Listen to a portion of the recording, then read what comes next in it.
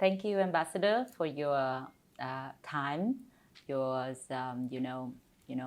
really a great opportunity for us to be able to sit here with you, and we would like to discuss with you some of the, just not only an opportunity but also the challenge in Vietnam, which is, I believe that over the past year, as your mission here, you will be together with us in so many special projects, and that is actually this manpower and manpower quality in Vietnam, where we'd like to bring in some of news, stories, as well as we would love to hear your insight. If any story you would be able to add on in some experience from Netherlands, that would be wonderful for our audience to be able to learn about you and Netherlands, as well as how much as you been, really care about those, stories in Vietnam.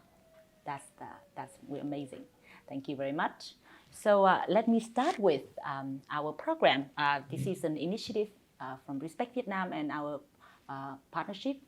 We call Vietnam Community of Learning Organization. And why we talk about learning organization? Learning organization has been, a term is not new for the world, I believe. But in Vietnam, we believe that all, young women, men and women, working in their workplace, we learn every day. It doesn't mean that each one of us really learn in the way we get to some particular goal. At the same time, our bosses might not learn with us, and that sometimes happens to the fact that we might go in different direction, or we might not be able to meet the same goal, which is the whole idea of learning organization. Everybody learn together and exchange knowledge, create new knowledge, like technology, how to get through COVID-19, and go to the same direction or same goal. That's the whole idea of learning organization. So today, when we talk about some of the story and challenges and opportunity about Vietnamese manpower, I would like to start with this picture. This is the picture is one of the story that I believe that Netherlands in Vietnam and the government and yourself has been working. We're talking about the Vietnamese labor is cheap. Everywhere in the world, we keep talking about, investor coming from many countries and many other economy coming to Vietnam because our cheap labor cost. But at the same time, we found out that maybe it's cheap because the money we pay for the worker. But if you don't giving training, you don't giving knowledge, you don't working on this picture for worker to work better, the cost actually really much higher. Because of other issue, also relevant issue coming out. So that's why so many companies, so many system, association came to Vietnam and bringing to us so many CSR standard, corporate social responsibility, and tell the business that let's do better for our workers. Governance and, But that's a great thing. And then there's so many areas we already see the improvement, like manufacturing and many other industry. There one issue that so many standards has been imposed and applied in one company, for example. We have a company of, 10,000 workers. We understand, 5 years ago when they met with them, they have 3 departments. Now they have 7 departments. They all do all the work about standard, about training, about benefit and workers' rights, many things. But the bottom line is, things actually change or not? We see so variety of the answer here. What do you think about this story? First and foremost, I think it's good that we're having this conversation. We had conversations in the past, and I think one thing that I really like about your organization is that you put the human factor in the heart of everything. Thank you. Whatever we do, whether we want to make profit, whether we care for the environment, whether we are in social services, in the end, everything boils down to the human factor. So we really need to take care of that factor. And I think learning and education, providing health and safety standards, making sure that people are safe and happy in the workplace is very important. And that is part and parcel also of corporate social responsibility. And corporate social responsibility is in itself also part of striving towards a sustainable and inclusive economy. Yes.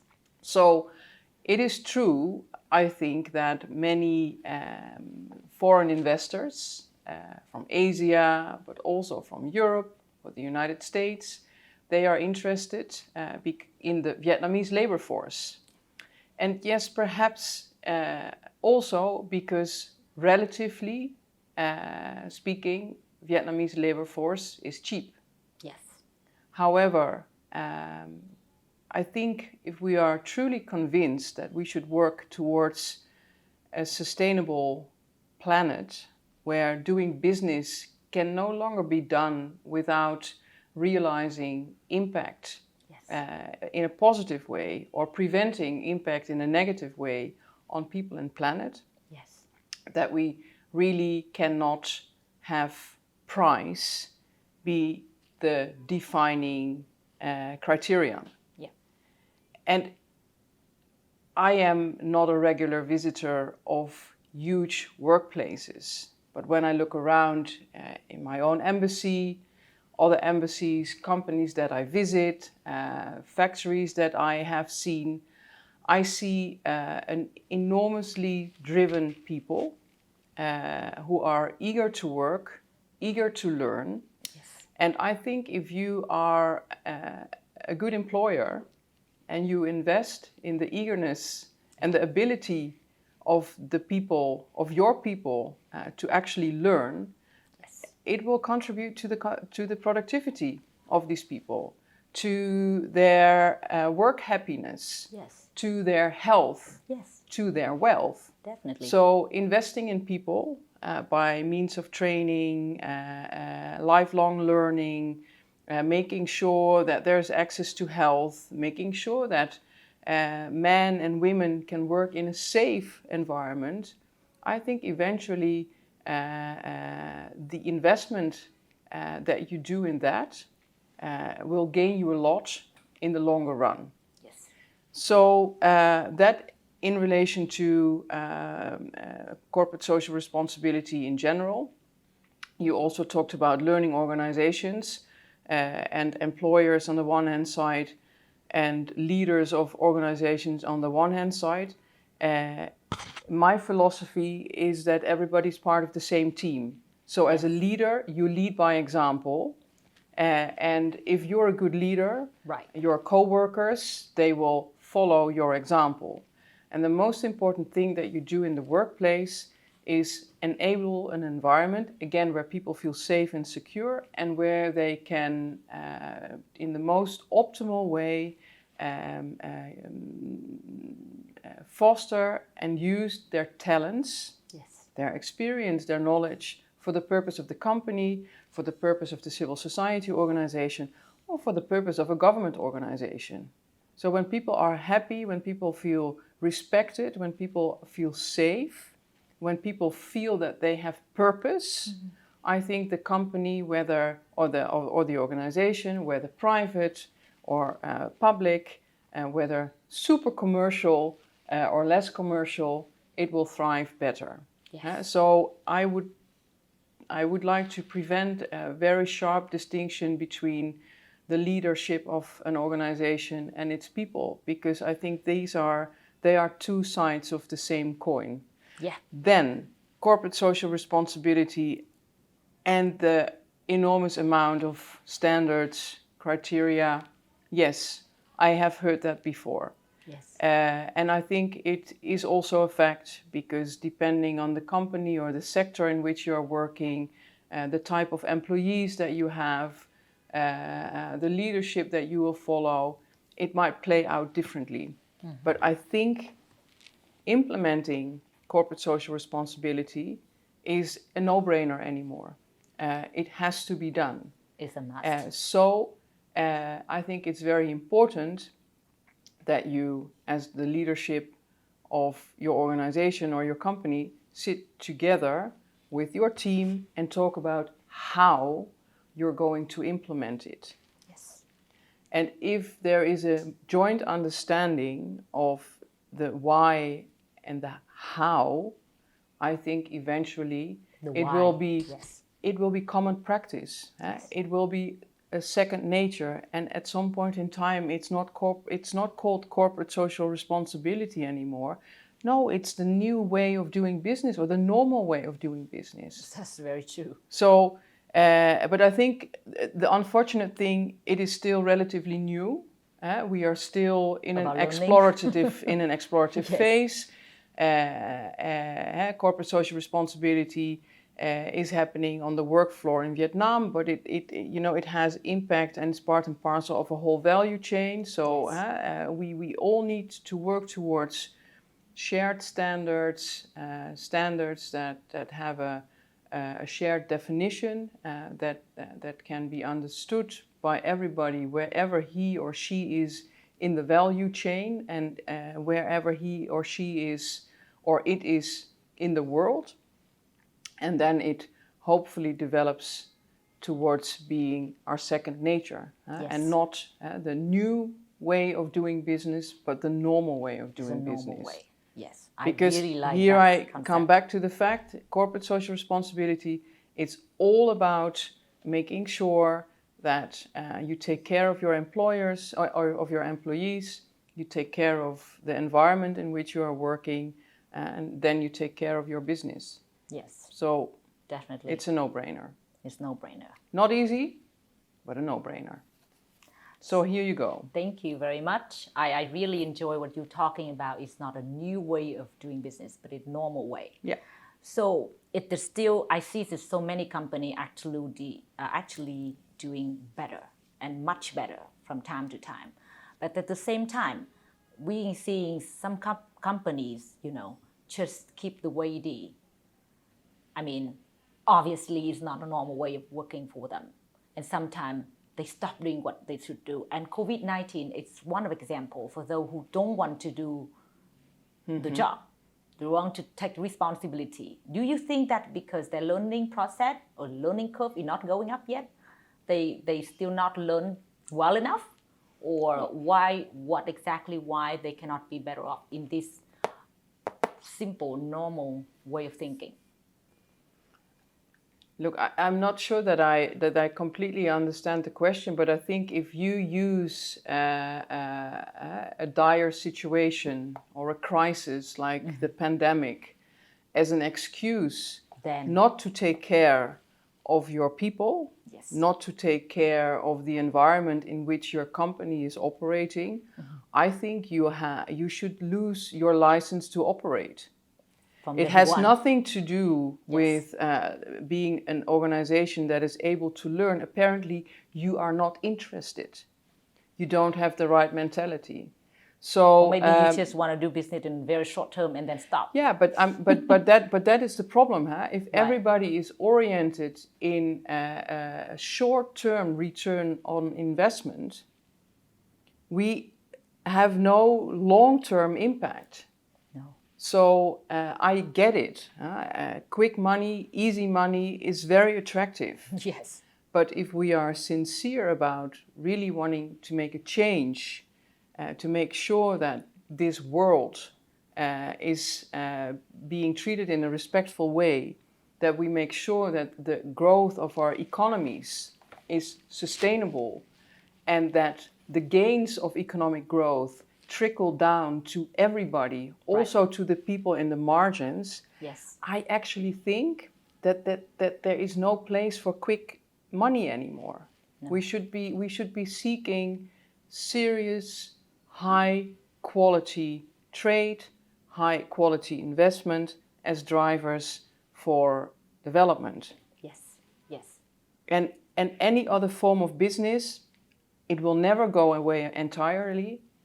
But it's bad business. It's good for the people because they have short-term money, but it will never have the impact that we are seeking.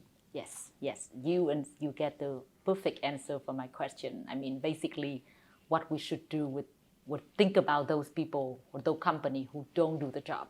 That's what our come in our mind talking about learning. Yeah. But just to wrap it up with this particular story, if it's any way that we could be able to getting more and more company doing a better job in their social responsibility or in their normal way of doing business, should we let them learn more? Because one way to the other, they got to have their business successful, or we have to have a better law, or what you think that should be better for overall picture for business in Vietnam in general? Well, in general, I think one of the keys is with the consumers, you and me. Yes. So if we buy products that we do not only look at the way it looks or tastes, but that we also show an interest in how it was produced and where it came from and how much water it needed or how much chemicals or how much dye. Yeah. So I think to make sure that businesses are incentivized to work more sustainable, but are also enabled to work more sustainable, I think there also needs to be a change in consumer behavior. So we should look for products that also have a qualitative production process. So next to quick money, we also do not want to have the quick products anymore. Yes. And this is not done in a day, because this is not a walk in the park. This takes time. Yeah. But I think the key is also at consumers. And then for the businesses, I think it's very important that the government establishes, enables a level playing field. So that companies who really invest in corporate social responsibility, who really do their job well, that they are not, let's say, punished for being better than everybody else, for being a front runner because their products cost more, their production processes cost more, but that they are actually awarded. Yes. Yes. So it is a joint action by consumers, the government, who should really ensure the level playing field, and then obviously also the businesses. And I think good examples for working towards such a level playing field is, for instance, the EU-Vietnam Free Trade Agreement, which requires for mutual trade being able to take place, that we work towards certain quality and safety standards. Yes. And that for I do realize that for many Vietnamese companies that is different than before, and it also requires an investment. Because they cannot use certain chemicals anymore. They have to make sure that their processes are leaner and meaner and better organized. But in the end, this is an investment in the short term that will pay off in the long term, not only for the company, but also for the country and the larger world. Yes, yes. You already told us about the next question I really want to ask, but you get it all there. Okay. Because, the whole idea of social responsibility and, fair playing fields on all the stuff we're talking about it's basically doing good. It's not going to really, become a burden for those who want to be good. Yeah. Right? And then we are not only protecting vulnerable workers, but they're also protecting companies who actually do the right thing. Exactly. And separate and draw the line between those who do and those who don't. Yeah. And I totally agree with you that the government has to step in here. But I really like what you put in, and seemed to me that is obvious, because we're looking in the market concept for those who doing business. You're looking in the customer. Yeah. And that's the picture people might say is still cliche, but we're seeing that happening already. Yeah. And finally is about the free trade agreement. The example with Vietnam and Europe. I think that is a really wonderful thing is happening. Even though what we maybe I just want to add one more small part here. And when we talk to some expert and then some, even government official, we're talking about how much standard would involving to make sure that business doing good job with their own business, economic benefit, and social and doing good for the non-profit side or non-monetary side is not always easy. But one part was saying that if all the standard or requirement for a country like Vietnam would be in the ways that easier for the society would see, oh, here is the standard that is make it clear to say that this company doing better than other, then it would create the more public understanding. Again, True. learning Yes. about what's going on. Do you Yes. think it would be a good way? Well, I think you have certain certifying organizations that enable companies who do better because they save water.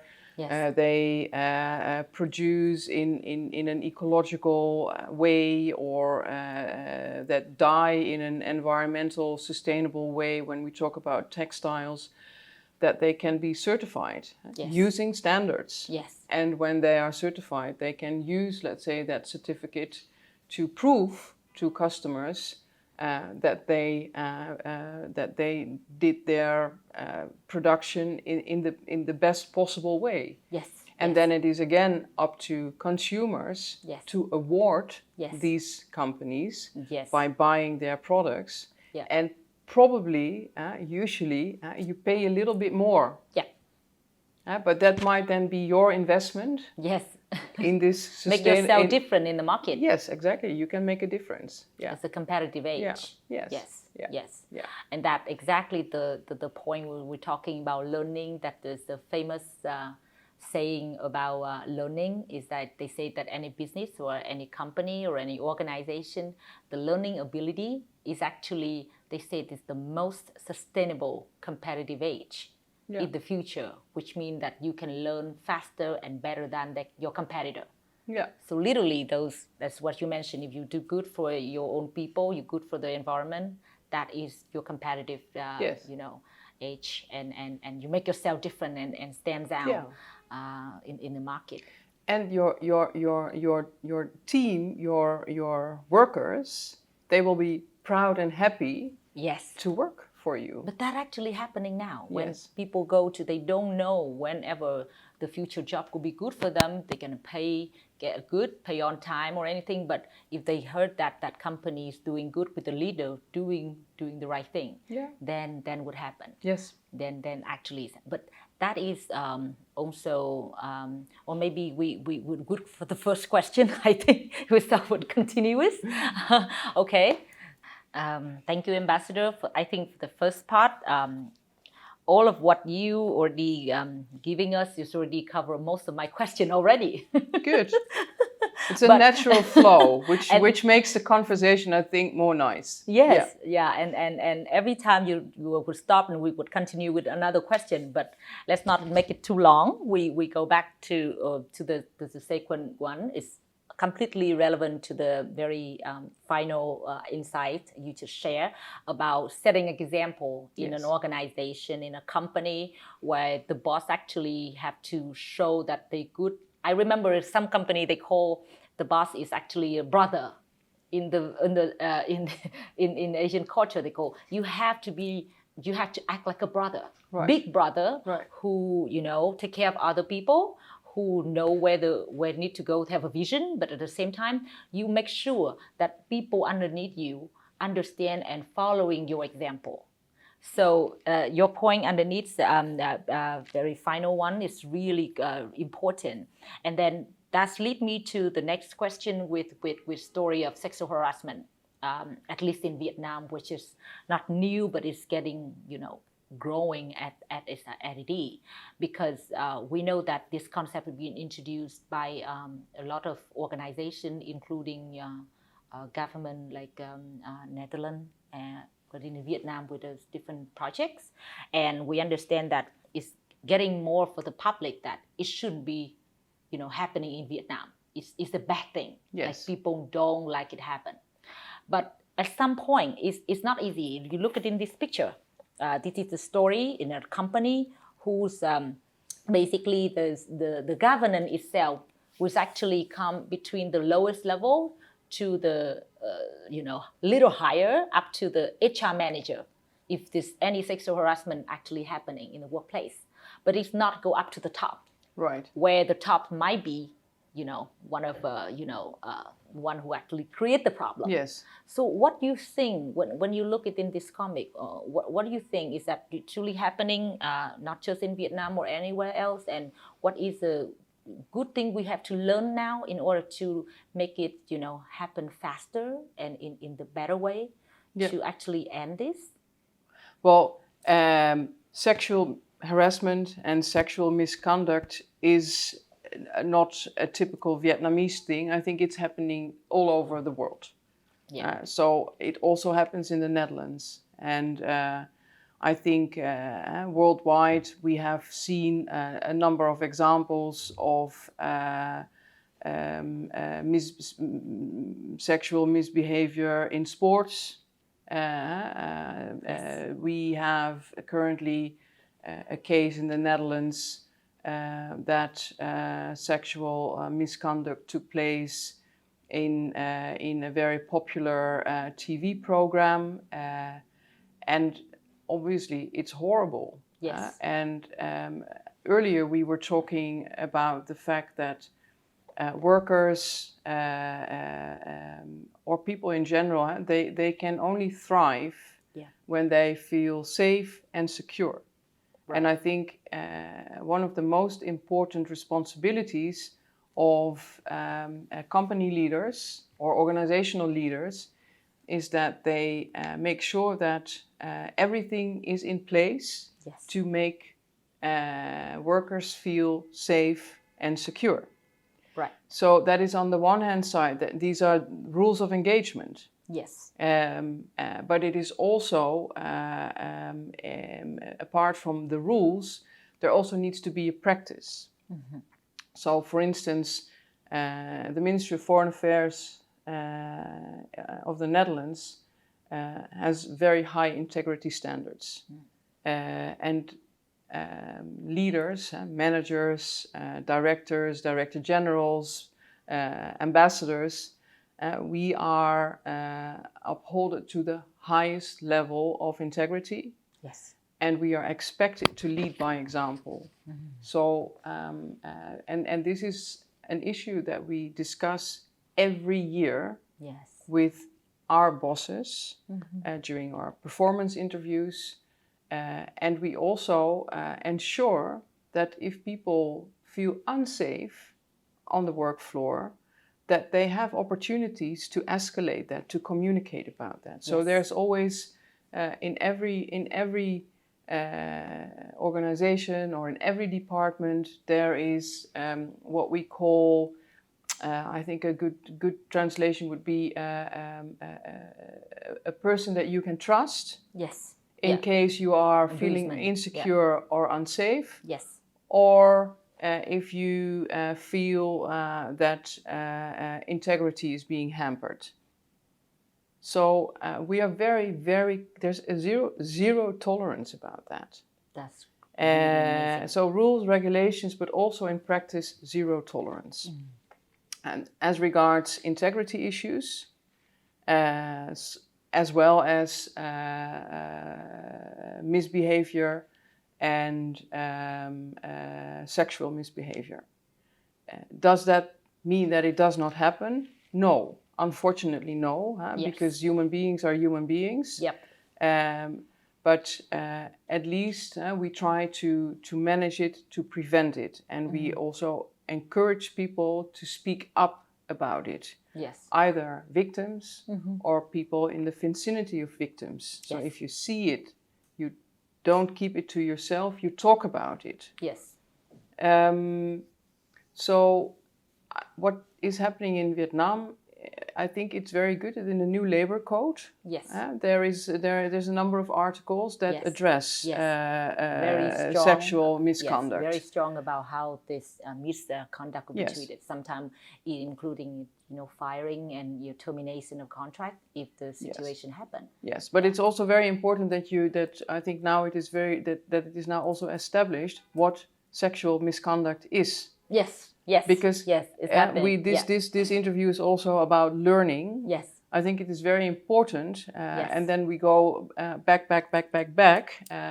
I think parents and teachers, we should learn our children and our students about appropriate ways to behave towards each other. Yes, yes. In general as human beings. Yes. But also between men and women. Yes. And especially when men and women are in a hierarchical relation at some point in time. Yes, yes. Because it definitely cannot be allowed.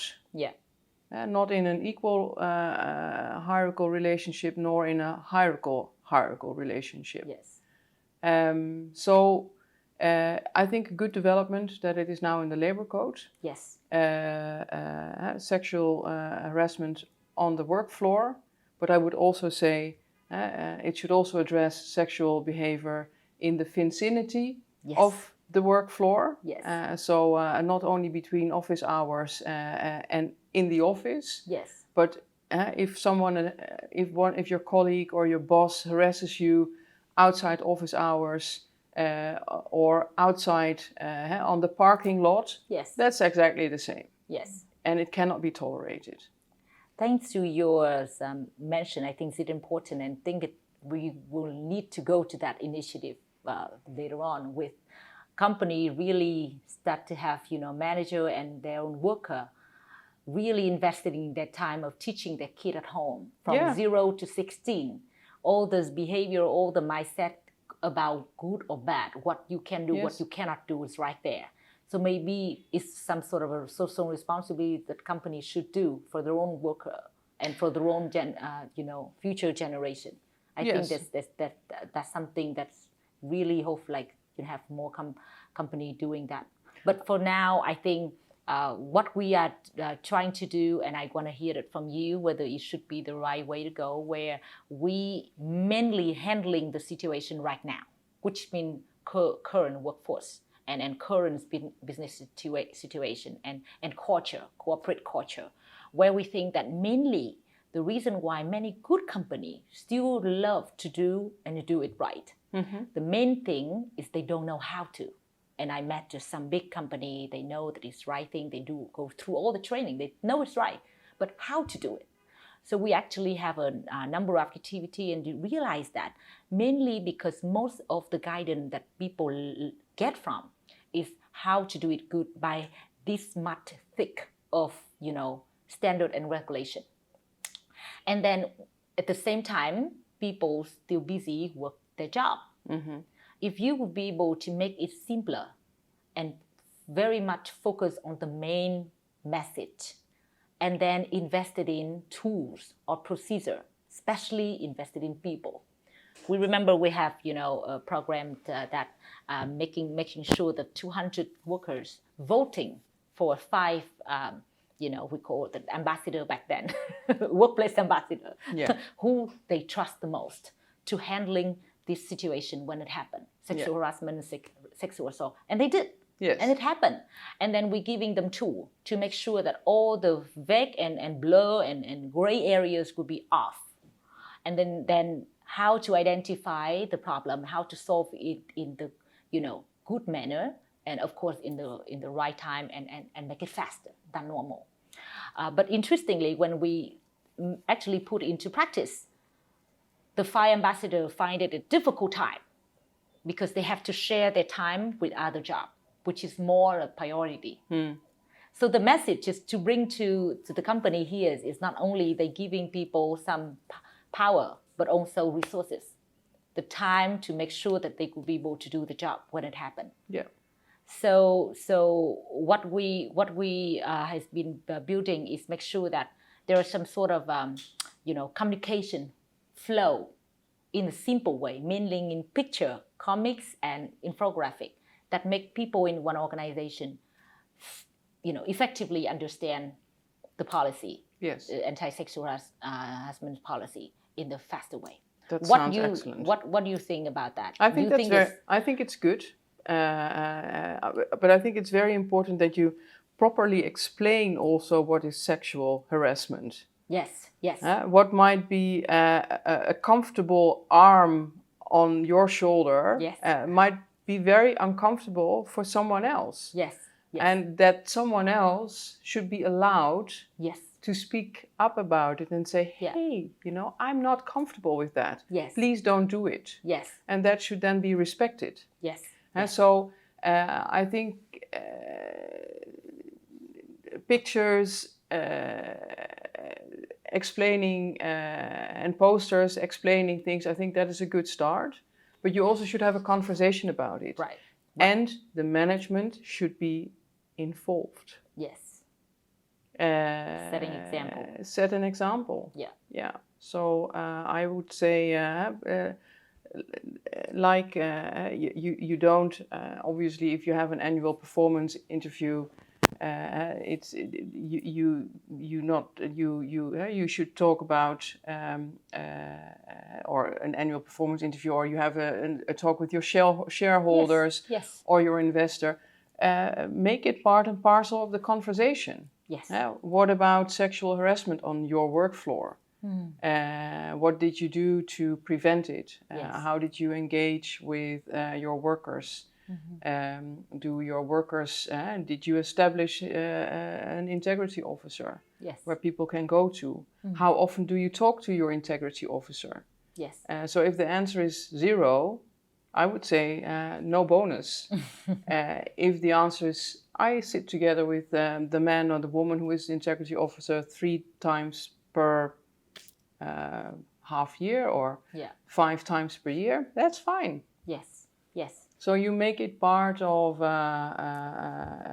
you make it part and parcel of the company's operations. It's make it like for DNA of conversation and dialogue. Yeah, but on the other hand side, we also have to realize that if it happens and you're a victim, it is not easy to speak up. You might be intimidated, you might feel insecure. Yeah. So feel like you're retaliated and... Yeah, that can all be in the game.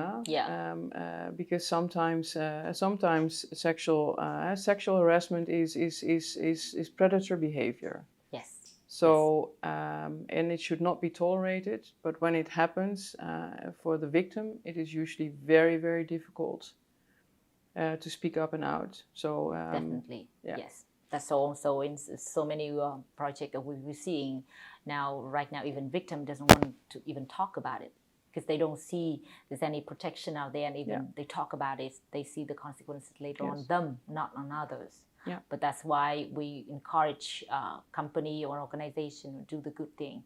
Let's start really aggressively and no tolerant with obvious misbehavior, meaning that what the people can see and perceive is a truly misconduct or repeated and systematic misconduct. Yeah. And really working on zero tolerance on that first. And then later on, it would spread out, saying that this is unacceptable. And that may be the good way. But you should engage the VCCI in this, I think. Yes. And some of the most prominent CEOs of larger companies, smaller companies. We hope that with the program like Fellowship 100, we would have some company from different country who's already in Vietnam or in the future. You should have Vietnamese CEOs talking about this. Yes. That's one as an example. We're starting with non-Vietnamese who already know and have the culture, and then they set an example. But my strong advice to you is find examples, leaders in the Vietnamese business community. We do have some pretty strong voice already. But at the same time, we think that more is only the better. Only more more is better. better. But Yes. make sure that you have Vietnamese ambassadors for this Yes. topic. Yes, definitely. Men. Yes, men. Although exactly. women can also be predators, huh? Yes. Yes. So thank you. This is great. Just want to hear one more last thing about what you're thinking. Maybe some of the picture story from Netherlands, if you may, to give some advice to the female leader or even potential female leader, how to make sure that when women in Vietnam, of course, increasingly getting stronger in the way they will see, love themselves, and value themselves. What you would giving them as an advice or some inspiring word about be taking your part in this society, in the economy, being good as a good leader, because when you have good leaders, you have an influence over the organization and more and beyond. Well, in general, I have the highest respect for Vietnamese women, and I'm not sure that there is a lot of room for improvement, because I see women having a professional job, managing the household, in the weekdays, also keeping up with in-laws. Yes. And then also sometimes struggling to have a private life. Yep. So I think, and I've said that many times, and let me repeat it here, I think that Vietnamese women, they are champions in multitasking, but I don't envy them, because it's a lot. And I also think that Vietnamese women in general are undervalued. What they do for this economy and for economic growth is not enough valued, not enough appreciated, not enough acknowledged.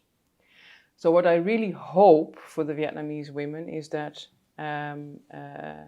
they can optimize and have their talents and their knowledge and experience grow without too much being hampered by societal and cultural expectations and norms. Obviously, culture very important. Yes. But also culture is in a way contemporary. And if you try to impose ancient cultural and societal norms on a modern society like Vietnam is, you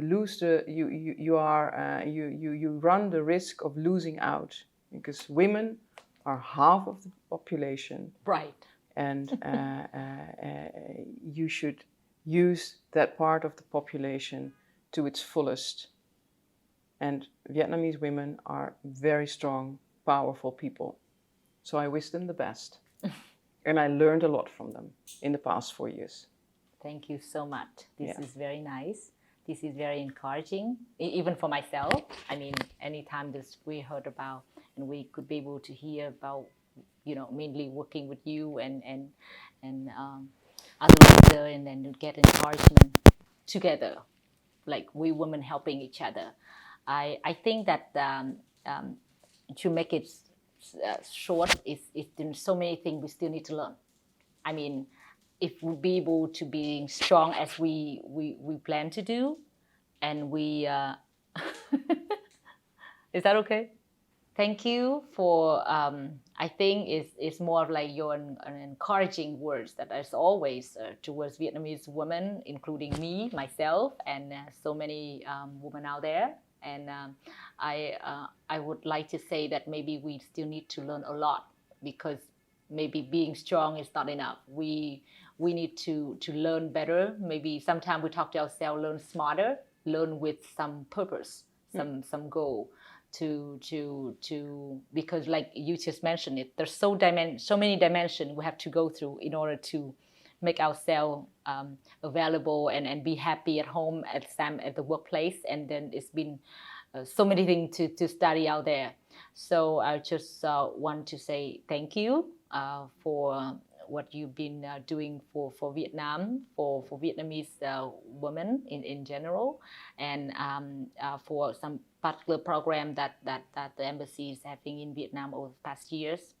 we learn a lot, and we keep and get inspiring from the women from Netherlands would be able to do, because we also learn that there's the women from Netherlands also very strong, and we need to learn more about the way that we straightforward, showing that we love ourselves.